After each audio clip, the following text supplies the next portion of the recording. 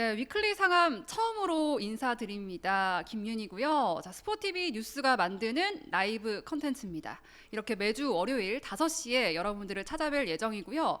한 주 동안 가장 주목해볼 만한 스포츠 소식 그리고 연예계 소식을 취재 기자분들과 함께 이야기 나눠보는 시간을 가져보도록 하겠습니다. 앞으로도 많은 관심과 그리고 사랑 부탁드리고요. 자, 먼저 스포츠 이슈부터 시작을 해보도록 하겠습니다.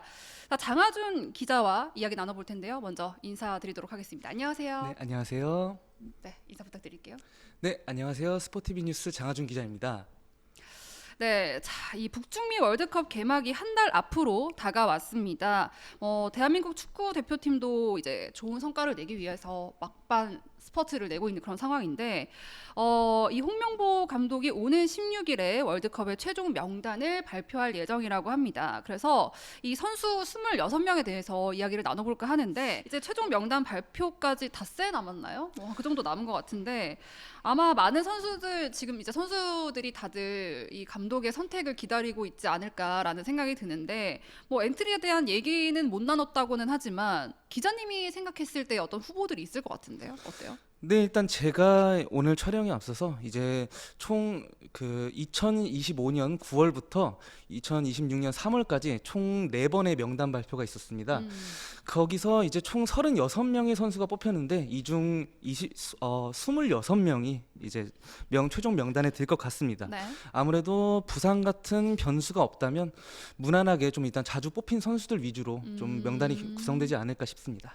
자주 뽑힌 선수들 위주로. 그렇다면 우리가 골키퍼부터 한번 얘기를 나눠볼까 할 텐데요. 3명의 선수가 뽑힐 텐데 그간 A매치를 보면 이 포지션은 사실 큰 변화가 없겠죠? 네, 말씀드렸던 대로 4번의 명단을 살펴보면 조현우 선수, 김승규 선수, 송범근 선수 총 이 세 선수가 4번의 명단에 다 뽑혔습니다. 그래서 특별한 변수가 없다면 이 세 선수가 월드컵에 가는 게 사실상 확정이지 않을까 싶습니다. 네, 김승규, 조현우, 송범근 선수 그리고 그 다음으로는 윙백 선수들도 한번 이야기를 나눠볼까 하는데 어떤 선수가 좀 선택을 받게 될까요? 일단은 오른쪽은 확정적이에요. 네, 이제 서령우 선수랑 김문환 선수가 확정적일 것 같고요. 왼쪽에는 좀 이태석 선수가 유력하고 그 다음에 여기서 좀 애매한 게 옌스와 이명재 선수가 남은 한 자리를 두고 다툴 텐데요. 네. 저는 일단은 좀 이명재 선수를 좀 생각하고 있습니다. 원래는 옌스가 좀 유력하지 그렇습니다. 않았어요? 네. 사실 옌스 선수가 이제 중앙 미드필더랑 왼쪽 윙백을 둘 다 볼 수 있는 선수인데 당장 이제 최근에 소속팀에서 주로 왼쪽 윙백으로 많이 출전을 했고 그 다음에 3월 A매치에서도 왼쪽 윙백으로 뽑혔습니다. 네.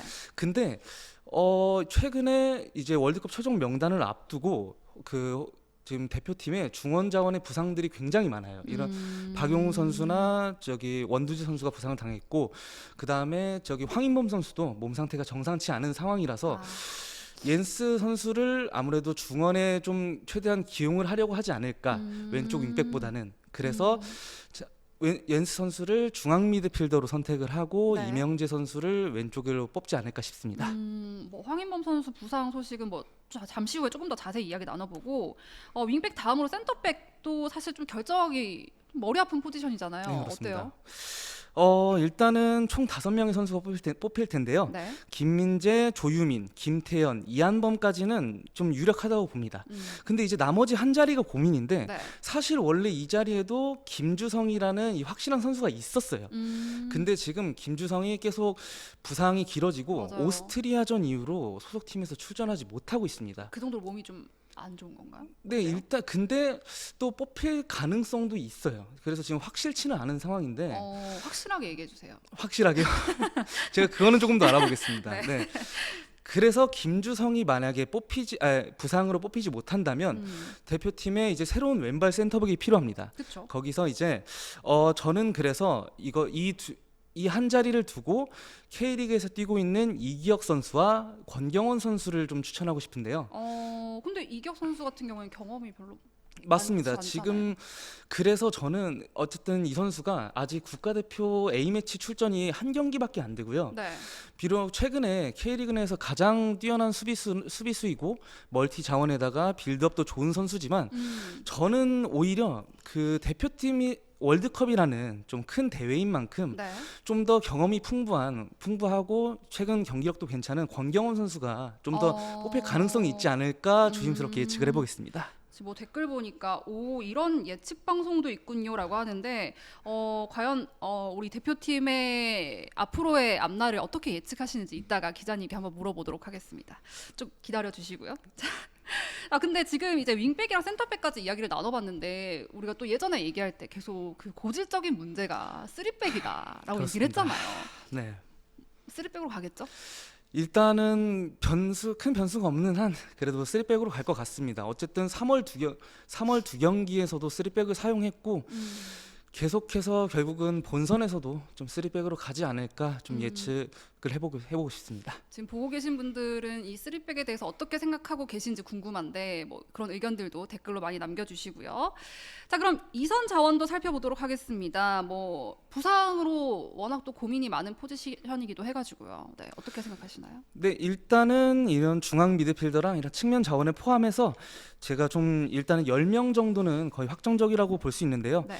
박진섭, 황인범, 김진규, 옌스, 이강인, 엄지성, 양현준, 백승호, 이재성, 황희찬까지 일단 총 여기서 10명 정도는 확정적이고요. 네. 이제 나머지 한 자리가 중요한데 이 자리를 사실 중원으로 메울 것이냐, 측면 자원으로 메울 것이냐라는 이제 고민을 할 수 있겠습니다. 근데 네. 그래서 후보로는 뭐 홍현석 중원 자원으로 이제 홍현석이나 권혁규가 있고요. 측면 자원으로는 배준호와 이동경 정도가 있는데 아무래도 일단은 중원이 많이 지금 상태가 좋지 않은 만큼 중원 자원을 좀 선택할 것으로 보이고요. 그 다음에 소속팀에서 최근 경기력이 더 권혁규보다 좋은 좀 홍현석이 좀 뽑히지 않을까 싶습니다. 게다가 그렇습니다. 네.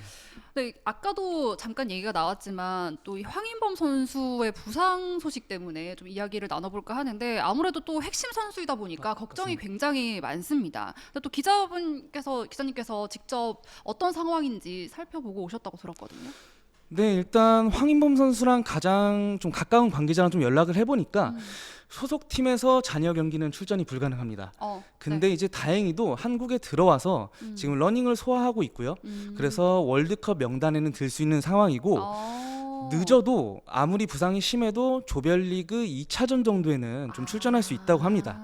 그래서 황인범 선수는 향후에 이제 한국에서 K리그 선수들과 같이 훈련을 하다가 그 또 챔피언십 잉글랜드 2부 리그 선수들도 이제 일찍 들어오거든요. 네. 그래서 잉글랜드 2부 리그 선수들, K리그 선수들과 함께 이제 국내에서 훈련을 하다가 월드컵에 합류할 것 같습니다. 늦어도 조별리그 2차전 정도에는 합류할 수 있을 것 같다라고 하니까 좀 다행인 것 같고 자 마지막으로 공격수 자리도 살펴보도록 하겠습니다. 뭐 이 부분도 사실 골키퍼 자리처럼 큰 변화는 없을 것 같긴 하거든요. 어떻게 보시나요? 네, 일단 뭐 모두가 아시다시피 손흥민, 조규성, 오현규 이렇게 세 명으로 갈 것 같고요. 네. 아무래도 이제 어떤 선수가 뽑히냐에 대한 예측보다는 조금 이제 어떤 선수가 어떤 상황에 기용되느냐 이걸 좀 더 관심 포인트인 것 같습니다.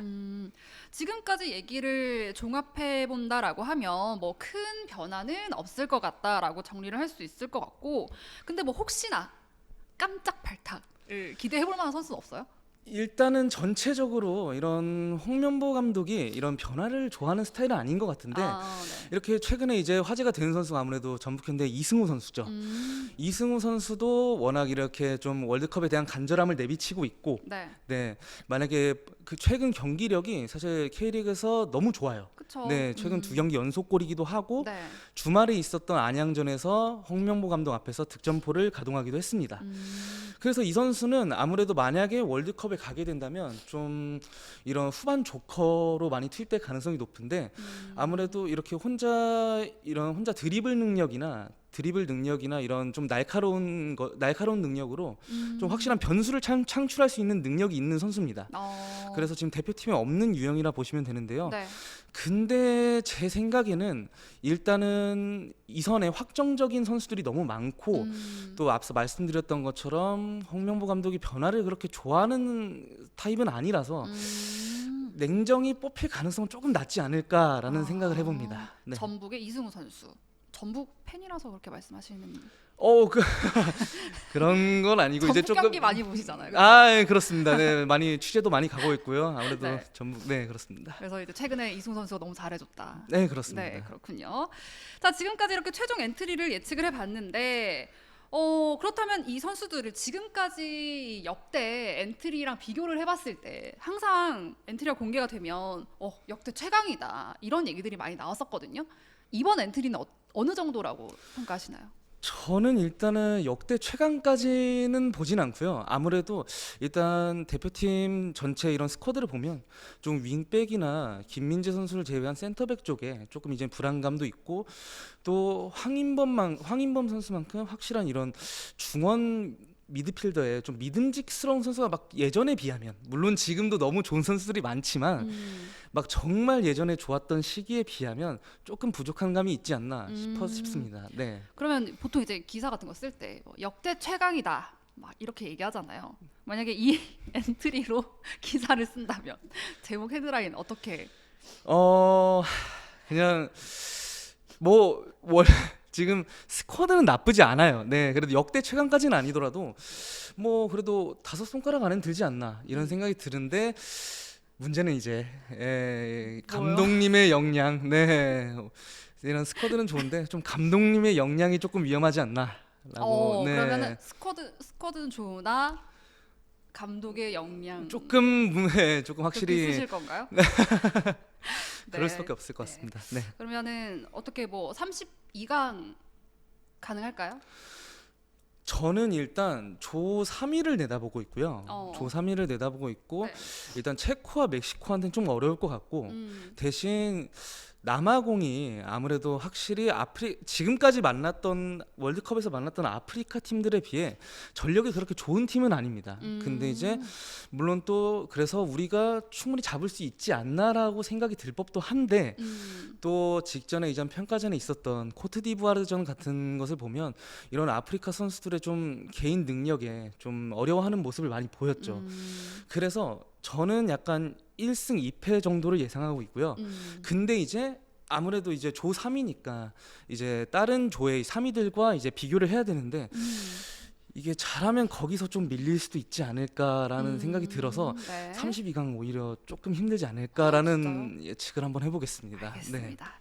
자, 이렇게 지금까지 월드컵 최종 명단에 이름을 올릴 태극 전사 26인을 장하준 기자와 함께 예측해봤습니다. 오늘 말씀 고맙습니다. 네, 감사합니다.